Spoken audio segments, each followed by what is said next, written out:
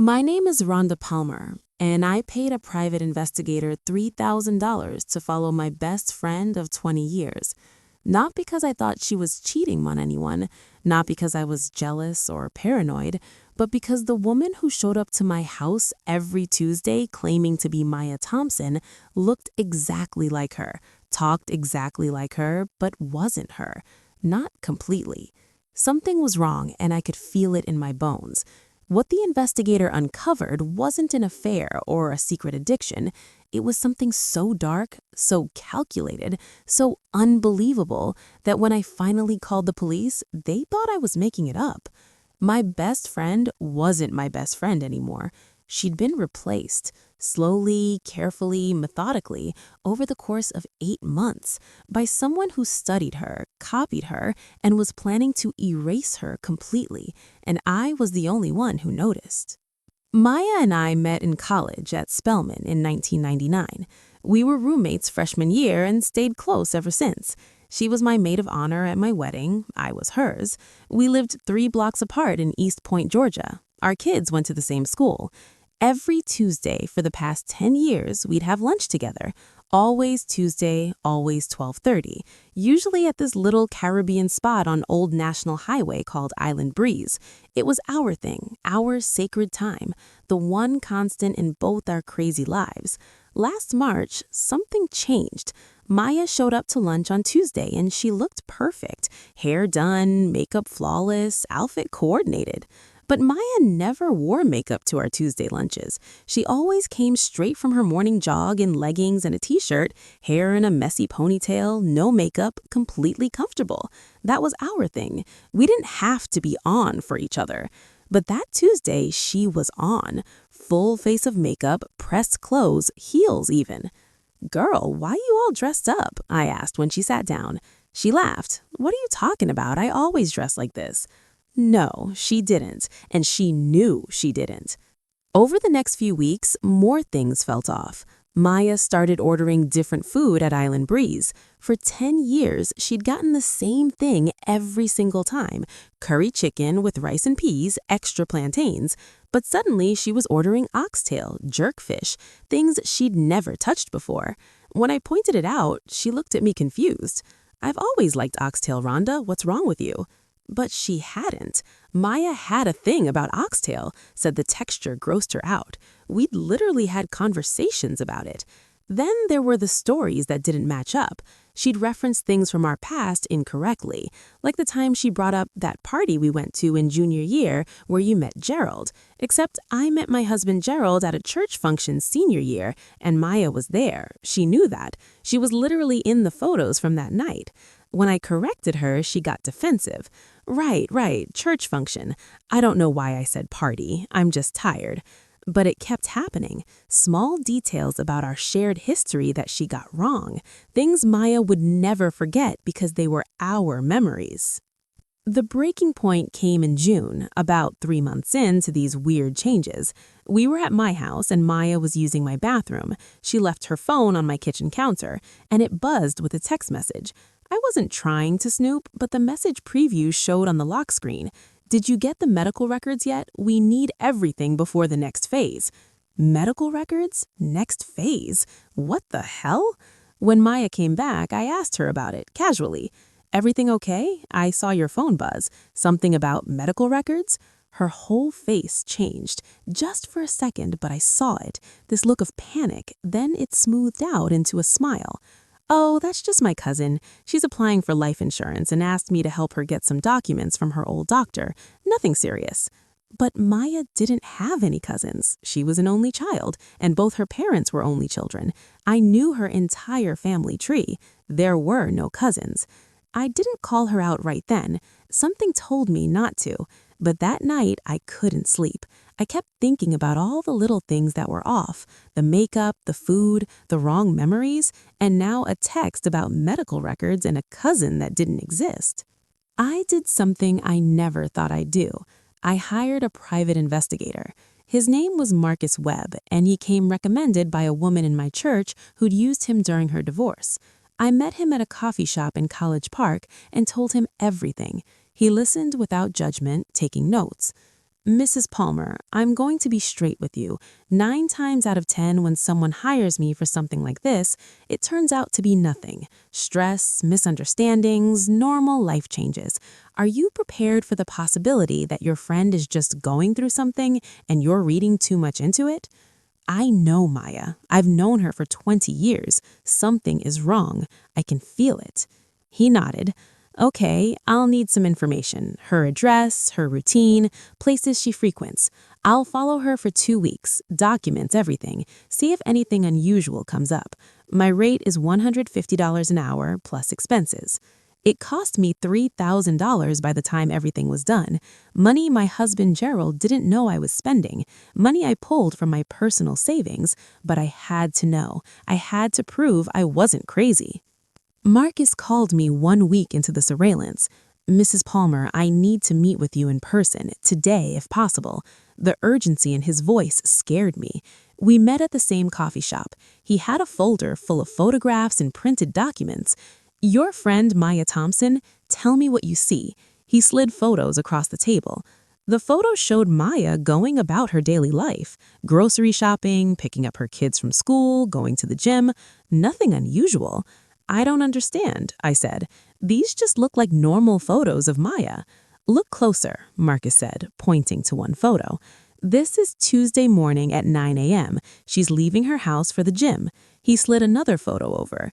This is Tuesday at 9:45 a.m. She's entering a townhouse in Riverdale about 20 minutes from her actual home. I studied the second photo.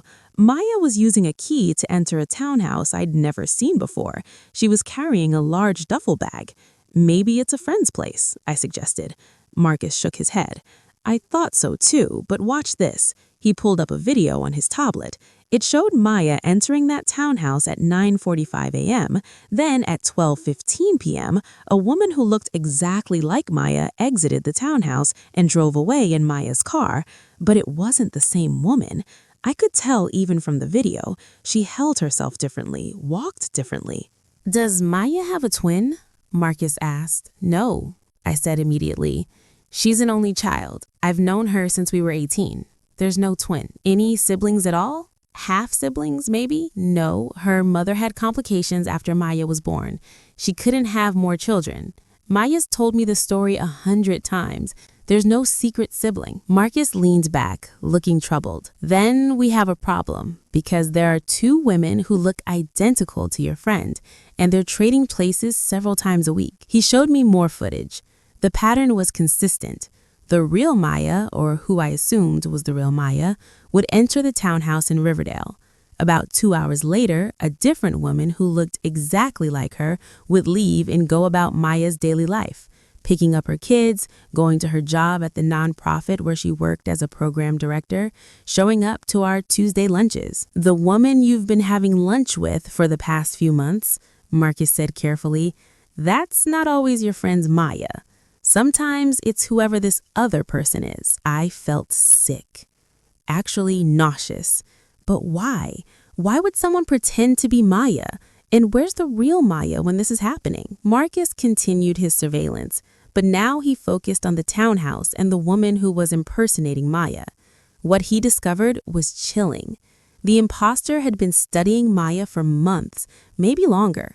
The townhouse in Riverdale was full of information about Maya's life. Marcus couldn't get inside, but he'd positioned a camera that could see through a window when the blinds were open. On the walls were photographs of Maya, her family, her friends, including me. There were notes, schedules, routine documents. It was like a command center for someone planning to become Maya. I did some digging, Marcus said during our second meeting. The townhouse is rented under the name Jessica Winters. That name is an alias. The credit cards, the bank account, everything traces back to a shell corporation. Whoever this woman is, she's been planning this for a long time. Planning what, though? I asked. What's the end game? Marcus hesitated. Based on what I'm seeing, I think she's planning to replace your friend completely. The medical records you mentioned in that text, I think she's been gathering everything she needs to assume Maya's identity permanently. I had to talk to the real Maya, not the imposter, but the actual Maya. I waited outside the townhouse in Riverdale early one Tuesday morning before our lunch. At 9:40 a.m., Maya's car pulled up. I watched the woman I'd known for 20 years get out, looking over her shoulder nervously, and unlock the townhouse door. I gave her 5 minutes, then I knocked. When she opened the door, I saw fear flash across her face before she could hide it. "Rhonda, what are you doing here? How did you—" "I hired a private investigator. I know something's wrong, Maya. I know about her, whoever she is, and I need you to tell me what the hell is going on before I call the police." Maya's face crumpled. She pulled me inside quickly and locked the door behind us. The inside of the townhouse was exactly like Marcus had described. Photographs, notes, schedules. But there was also camera equipment, recording devices, files and files of documents. "Her name is Lauren," Maya said, her voice shaking. "Lauren Mitchell. She's been stalking me for almost a year." Maya told me everything. Lauren Mitchell had approached her about a year ago, claiming to be doing research for a book about professional Black women in nonprofit work. She'd interviewed Maya multiple times, asked detailed questions about her life, her routines, her family, her friends. Maya thought it was legitimate. Lauren had credentials, a website. Everything seemed real. But then Lauren started showing up places Maya went. The gym, the grocery store, her kids' school. At first, Maya thought it was coincidence. Then she started getting weird messages, photos of herself that she didn't remember taking, details about her life that she'd never shared publicly. When Maya tried to cut off contact, Lauren threatened her, said she had enough information to destroy Maya's life, to take everything from her. She had access to Maya's medical records, financial information, even her kids' school records. She told me if I didn't cooperate, she'd ruin me. She said she'd drain my bank accounts, destroy my credit, file false police reports in my name. She showed me she could do it. She already had access to everything. "So you've been letting her pretend to be you?" I asked, horrified. Maya nodded. "A few times a week, I come here and hide while she lives my life. She said it's temporary, that she just needs to establish herself in my identity, and then she'll disappear. But Rhonda, I don't think she's planning to disappear. I think she's planning to replace me completely and make me disappear." We called the police from that townhouse. When they arrived, Maya showed them everything, the threats, the documents, the evidence of identity theft and stalking. Marcus provided all his surveillance footage. The police took it seriously once they saw the scope of what Lauren had been doing. Turns out, Lauren Mitchell had done this before. In 2 other states, she'd targeted women, studied them, and attempted to steal their identities. She had a record, but she kept changing her name and moving to new places. The police arrested Lauren 3 days later when she showed up to be Maya at the nonprofit where Maya worked.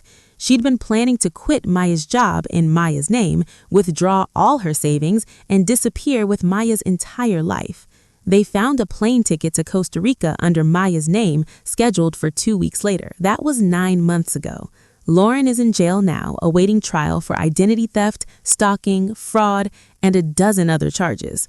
Maya's working with a therapist to recover from the trauma. Our Tuesday lunches have resumed, but they're different now. We're both more careful, more aware. I learned to trust my instincts. When something feels wrong, it probably is, even when it looks exactly right on the surface, even when everyone else thinks you're being paranoid. I saved my best friend's life by paying attention to the little things that didn't add up, and I'd do it again in a heartbeat.